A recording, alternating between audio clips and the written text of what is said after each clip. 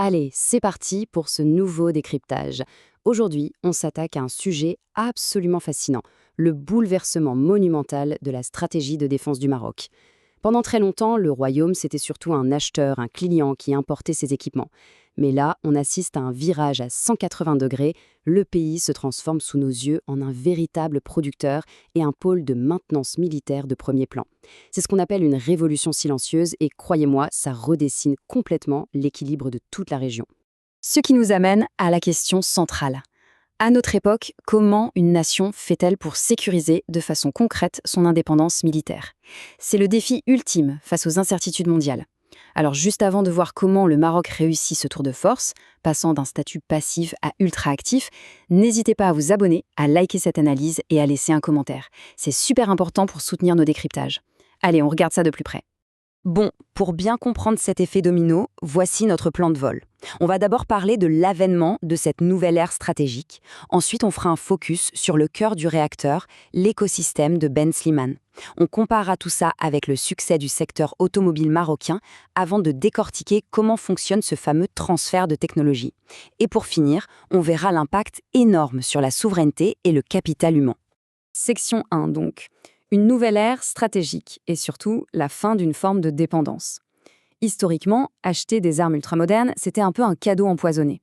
On voit les gros titres, on voit les milliards dépensés pour des avions de chasse dernier cri, mais on oublie souvent le fardeau caché derrière tout ça. Le contraste est vraiment frappant quand on y pense. L'ancien modèle, c'était d'être un client passif. En gros, on achète un F-16 ou un hélicoptère Apache, mais pour chaque petite réparation, chaque grosse révision, on dépend totalement d'un pays étranger. C'est extrêmement coûteux et surtout très risqué politiquement. Aujourd'hui, le nouveau paradigme, c'est de devenir un acteur actif. Le Maroc rapatrie littéralement toute cette maintenance sur son sol. On passe d'une vulnérabilité totale à une vraie souveraineté, pour être absolument sûr que la flotte puisse décoller quoi qu'il arrive dans le monde. Et c'est ce qui nous amène directement à notre section 2, l'écosystème de Ben Slimane. Parce que l'indépendance sur le papier, c'est bien beau, mais dans la vraie vie, il faut du béton, il faut des infrastructures de pointe. Et là, il y a un projet spécifique qui fait tourner toutes les têtes à l'international. Ce projet, c'est Maintenance Aéro Maroc, souvent appelé MAM. Et attention, ne vous imaginez pas un simple petit garage pour avions, pas du tout. On parle de la construction du centre d'aéronautique militaire le plus avancé de tout le continent africain. Situé à Ben Slimane, ce hub gigantesque n'est pas seulement fait pour chouchouter les F-16 et les Apaches marocains. L'idée, c'est d'absorber carrément la maintenance des flottes des alliés de la région. C'est littéralement un changement de dimension. Mais le vrai coup de génie, ce sont les partenaires impliqués. Le Maroc ne fait pas ça tout seul dans son coin. On a d'un côté Lockheed Martin, le géant américain, qui amène tout son savoir-faire technique inégalé et ses pièces d'origine. Et de l'autre, le groupe belge Sabca, qui débarque avec des décennies d'expérience de terrain sur les aéronefs militaires. Ensemble, ils construisent un écosystème d'excellence. L'objectif ? Former les ingénieurs locaux pour que, très vite, ils puissent tout gérer en totale autonomie de A à Z. Ce qui nous fait une transition parfaite vers la section 3, le modèle de l'automobile. Parce que cette stratégie de défense, en fait, elle ne sort pas de nulle part. Elle est le calque parfait d'un modèle économique qui a déjà explosé tous les compteurs au Maroc.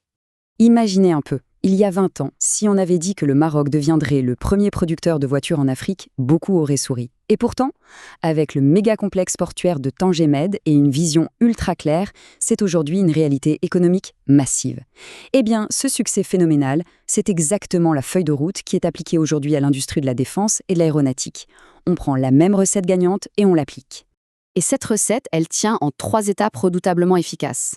1. Construire des infrastructures qui n'ont rien à envier aux meilleurs standards mondiaux. 2. Faire venir des acteurs majeurs comme Lockheed ou Sabca pour servir de locomotive. Et 3. Observer la magie opérer. Ces géants attirent inévitablement avec eux une myriade de sous-traitants, des experts en électronique, en logiciels, en matériaux composites. Ça crée une sorte d'écosystème géant hyper dense qui fait baisser les coûts et booste l'innovation à une vitesse folle. Et la clé pour que ça marche à long terme, c'est notre section 4, le transfert de technologie. Construire de belles usines, c'est super, mais posséder le savoir-faire intellectuel, c'est ça le vrai pouvoir. Et c'est là qu'on observe un changement radical dans la façon dont le pays négocie. La nouvelle règle d'or est simple et brutale. Le transfert de technologie est devenu absolument non négociable. Terminé l'époque où on se contentait de faire un chèque. Maintenant, quand le Maroc signe un grand contrat d'armement, les accords obligent légalement le fournisseur à investir sur place et à former les talents locaux. La dynamique a totalement basculé. Ce ne sont plus de simples relations clients-fournisseurs, ce sont de véritables partenariats de co-développement. Chaque achat vient muscler l'ADN industriel de la nation. Regardez concrètement ce qui se passe dans le domaine ultra-stratégique des drones. Le Maroc s'est tourné vers les fameux drones turcs TB2, très économiques et redoutables, ou encore vers les technologies israéliennes de pointe. Mais au lieu de juste les acheter, le focus est mis à fond sur la production et la maintenance locale. L'objectif final, assumé au plus haut niveau, c'est de s'approprier ces leçons pour concevoir et opérer des drones de renseignement 100% marocains. Et d'ailleurs, les premiers modèles volent déjà, preuve que cette stratégie d'aspiration technologique marche du tonnerre. Alors, qu'est-ce que tout ça signifie à l'échelle globale? C'est notre section 5, souveraineté et capital humain. Faisons un pas en arrière pour regarder l'impact macroscopique. C'est là qu'on comprend que ce n'est pas juste de l'industrie, c'est de la pure géopolitique et de la résilience stratégique. Ce changement résume parfaitement l'enjeu du siècle. Avant, être dépendant à 100% des importations d'armes, c'était s'exposer à une vulnérabilité géopolitique majeure. Une crise éclate, vos fournisseurs bloquent les pièces détachées et vous êtes à la merci du chantage technologique. Aujourd'hui, avec cette nouvelle base industrielle, le Maroc devient maître de son destin. Savoir entretenir et produire localement, c'est la garantie de pouvoir agir selon ses propres intérêts. Ça transforme l'acteur en une vraie force de dissuasion et en un pilier de stabilité incontournable pour la région. Et puis, parlons de l'impact économique réel sur le terrain. On parle de la création de milliers d'emplois hautement qualifiés. Et cette dynamique ne va pas s'arrêter aux besoins de l'armée de l'air locale.